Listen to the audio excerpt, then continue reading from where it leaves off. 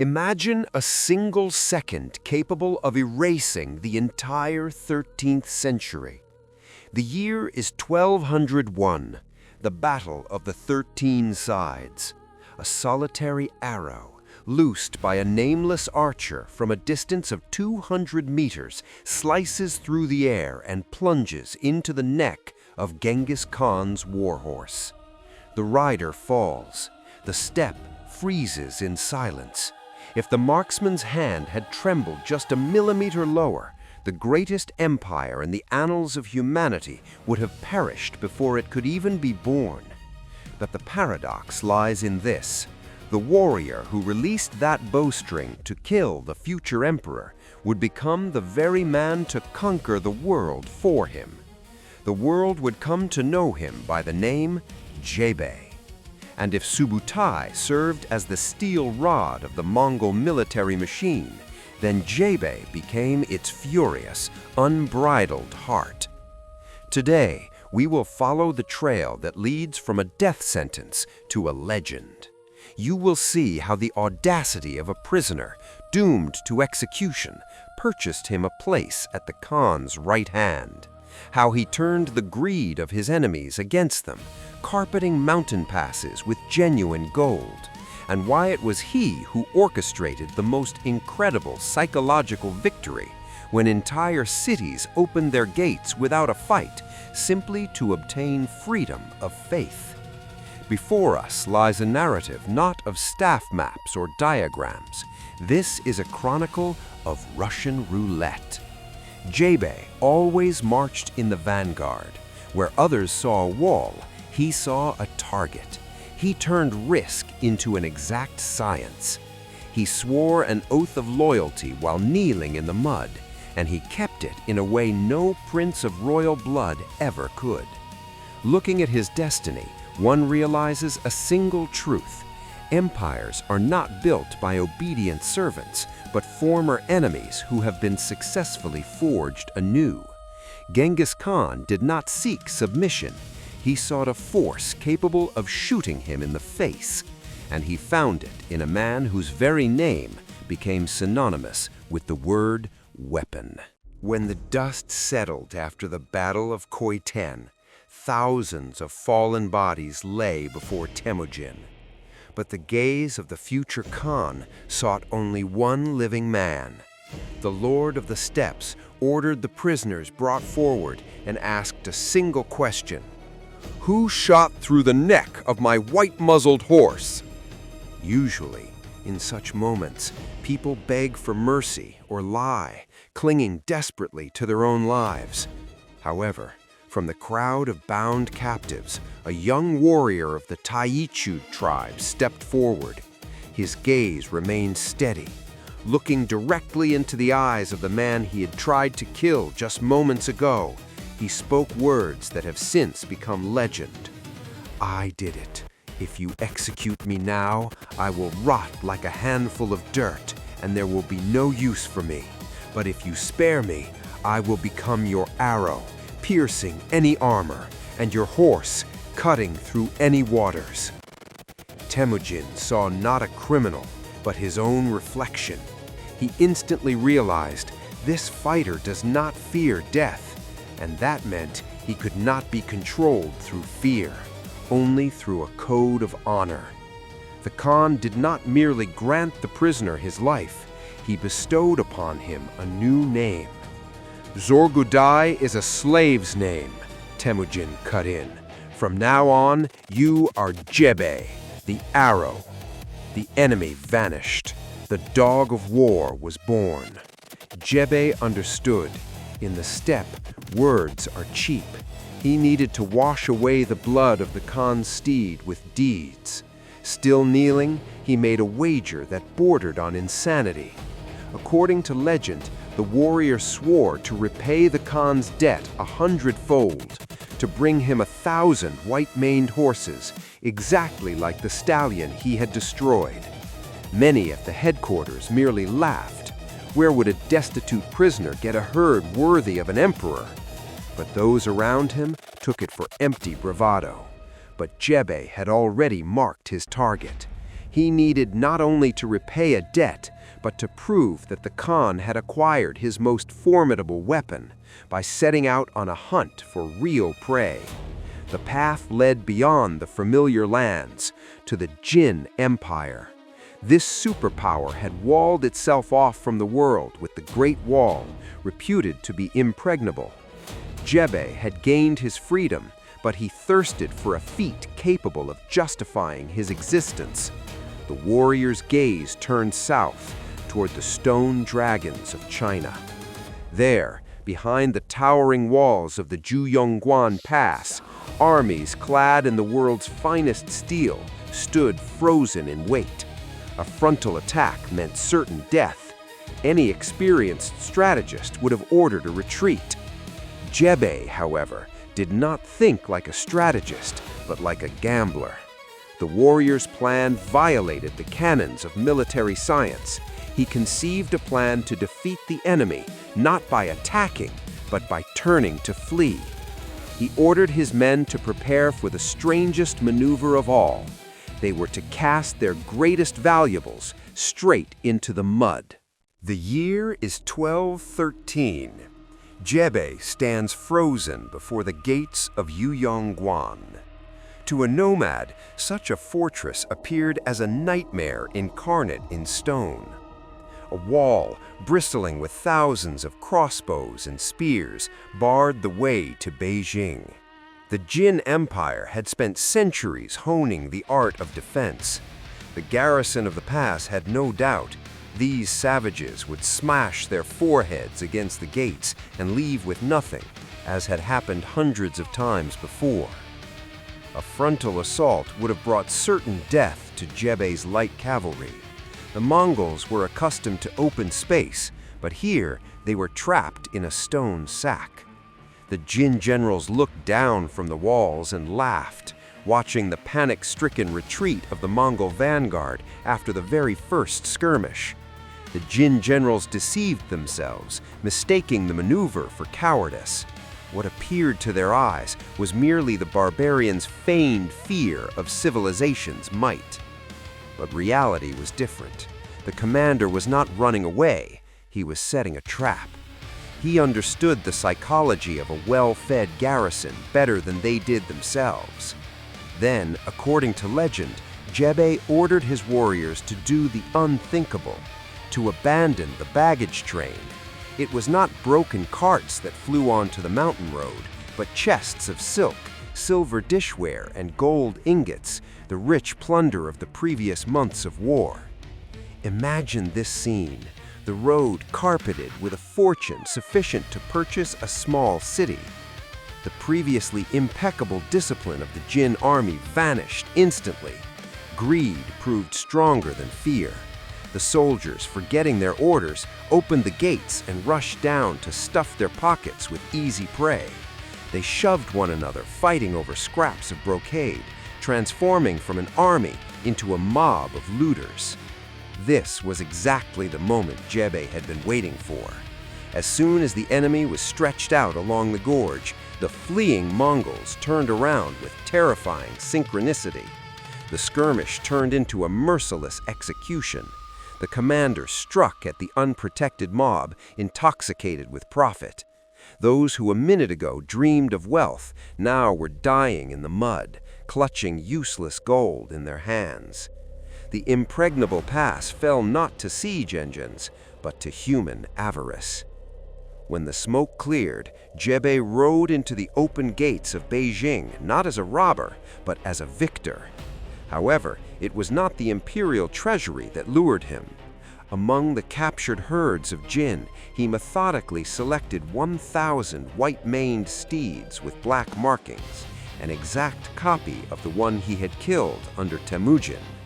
He sent this herd to the Khan with a short message. Such a gesture, more eloquent than any oaths, confirmed the debt was paid, the circle was closed. This victory made Jebe a legend. It seemed he had reached the summit. A former death row inmate had become a general who crushed a great empire. Anyone else in his place would have begun to build palaces and bask in glory. But peace was not for Jebe. His blood craved movement. While the main Mongol forces celebrated victory, a new threat was maturing in the west, in the Pamir Mountains. There, an old enemy of Genghis Khan had entrenched himself, Prince Kuchluk, who had seized the throne of the Karakitai Khanate. Kuchluk had no doubts about his own safety. Thousands of kilometers of deserts and the highest peaks in the world separated him from the Mongols. He believed that no one in his right mind would lead an army across the roof of the world for the sake of a single head. But the prince forgot. Now Genghis Khan had a dog who recognized no obstacles. The Khan summoned the commander and set a task that sounded like a death sentence. Take only 2 tumens of horsemen and pass through mountains where even birds suffocate. Jebe did not argue about logistics or ask for reinforcements. He simply mounted his saddle. However, this time he realized tricks with gold would not be enough. He had to conquer a country steeped in hatred toward him. And so Jebe turned to a weapon more powerful than any arrow.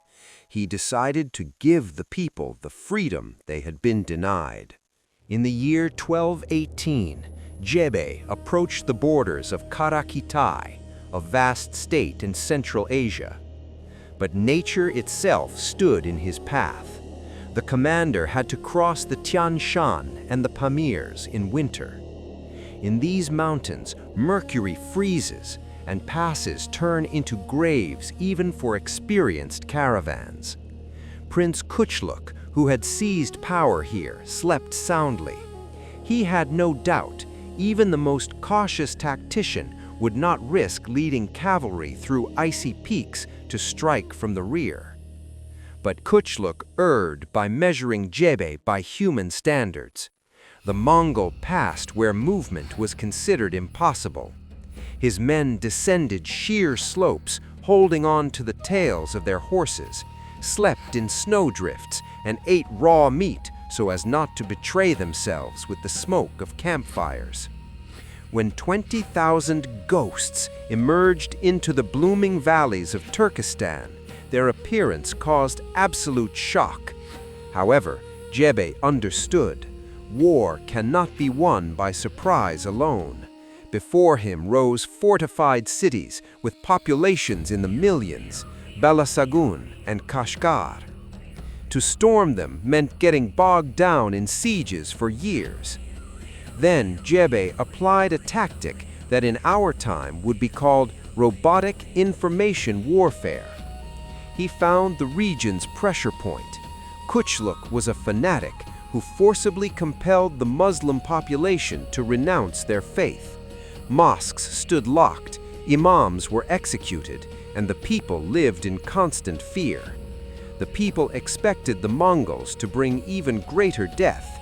Residents prepared in advance for looting, violence, and fire. But instead of siege engines, heralds rode out to the city walls. Jebe gave his troops an ironclad order. Not a single burned house, not a single stolen coin. He proclaimed a simple decree in all the squares. From this day forth, every person is free to pray to their own God. We have come not to rob you, but to return your right to faith. Imagine the shock. A wild barbarian from the East brought a law of religious freedom that neither enlightened Europe nor wise China knew. This decision worked more effectively than 1,000 battering rams. The city of Balasagun opened its gates voluntarily. The citizens welcomed the Mongols as liberators, bringing them bread, wine, and fodder for their horses.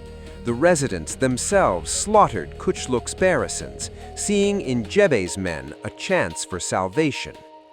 Kuchluk, an all-powerful ruler just yesterday, suddenly discovered the ground vanishing beneath his feet. In an attempt to hide in the mountains of Badakhshan, the prince hoped the dog would run out of breath. But Jebe turned this campaign into a personal hunt. He pursued the fugitive through the gorges of the roof of the world, giving him not a day's respite. A twist of fate. the tyrant who forbade others to believe, died alone, betrayed by everyone. Jebe paraded his head through the conquered cities, demonstrating the era of fear was over. This campaign went into history as a masterpiece of soft power. Jebe conquered a territory the size of modern Turkey while losing fewer men than die in a single major skirmish. The commander proved to the Khan and the world the highest mastery of war lies not in the destruction of the enemy, but in the ability to make him your supporter. It seemed that after such a triumph, the warrior had the right to demand rest. Jebe had reached the pinnacle of glory.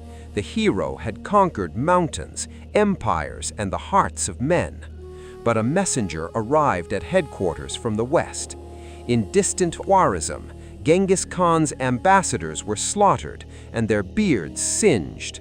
This act meant a declaration of war that would make the entire continent shiver. Genghis Khan looked at his comrades in arms. The Khan needed not just generals, but men capable of running down death itself. And he again named two names, Subutai and Jebe.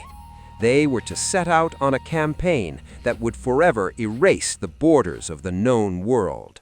The year 1220. Jebe and Subutai receive an order that sounds like a one-way ticket. Pursue the Khwarizm Shah Muhammad to the ends of the earth. You may have seen this insane chase where the dogs of war drove the emperor onto an island of death in the story about Subutai. But in this campaign, Jebe was forging his own legend, and the death of the Shah was merely a warm-up for him. While Subutai drew maps for the return journey, Jebe looked to the west. There, beyond the mountains, flourished the kingdom of Georgia, the most powerful stronghold of Christianity in the region. The Georgians fielded 30,000 heavy horsemen, knights encased in steel. King George believed his armored fist would grind the light cavalry of the steppes into dust at the very first collision. And the commander allowed him to be deceived. He used his signature move, giving it unprecedented scale. Leading out the vanguard, Jebe simulated a brief skirmish and turned to flee. Seeing the backs of the Mongols, the Georgian knights became intoxicated with the anticipation of triumph. The formation disintegrated. Horses galloped at full speed, stretching the army across the valley for kilometers. The heavy cavalry left the infantry far behind. The horsemen imagined they were pursuing easy prey. In reality, they were snapping a trap shut on themselves. Jebe lured them into a prepared ambush where Subutai's fresh forces lay in wait. Suddenly, the fleeing nomads turned around. But instead of a frontal strike, the order came to shoot the horses. A slaughter erupted. Proud knights toppled into the dust, crushed by the weight of their own armor. The elite were transformed into helpless infantry. In a single day, Jebe mowed down the flower of the Georgian nation, fatally wounding the king himself. Having passed the Caucasus and suppressed the resistance of the Highlanders, in the year 1223, the troops emerged into the Black Sea steppes. Here, a new force barred their way, the combined might of the Rus and the Cumans. 80,000 warriors against 20,000 exhausted steppe dwellers. The Russian princes shared the delusion of Georgians. Before them stood only dirty, weary horsemen. But Jebe once again donned the mask of the victim. For 9 days, his vanguard retreated, masterfully portraying a panic-stricken flight. A deadly game of nerves began. Too fast a pace, and the enemy would lose the trail. Too slow, and the enemy would crush them with mass. Appreciate the tension. The arrows of the Druzhina whistled past temples. Horses collapsed from exhaustion. Young warriors yearned for battle, but the commander clenched his fist, forcing them to swallow dust and endure humiliation for the sake of the decisive moment. He led the princes so deep into the steppe that their army stretched out for tens of versts, losing communication and order. And when the vanguard reached the banks of the Kalka River, Jebe saw Subutai's signal. In an instant, the victim was transformed. The fugitives wheeled around into perfect battle formation. The sky darkened with arrows. Jebe, who had served as a target for 9 days, turned into an executioner. A furious strike crumpled the elite of the Russian squads, not even letting them form up. It was not a battle, but total annihilation. The commander proved the most dangerous arrow is the one that arrives in the back when you are already celebrating victory. After Kalka, the road to Kiev and Europe lay open. It seemed this demon of war was capable of reaching the last sea. However, Genghis Khan's order forced him to turn his horses east. Having covered 20,000 kilometers and crushed empires, Jebe set out for home. And here, history fires its final, most mysterious shot. The commander never saw his native steppes again. Unlike Subutai, who met old age in honor, Jebe's trail is lost somewhere between the Volga and the Urals. Some chronicles blame illness, others hint at death in a random skirmish, unworthy of the records. But there exists a third version, the most poetic. The great arrow, having completed its flight, simply dissolved into the sky.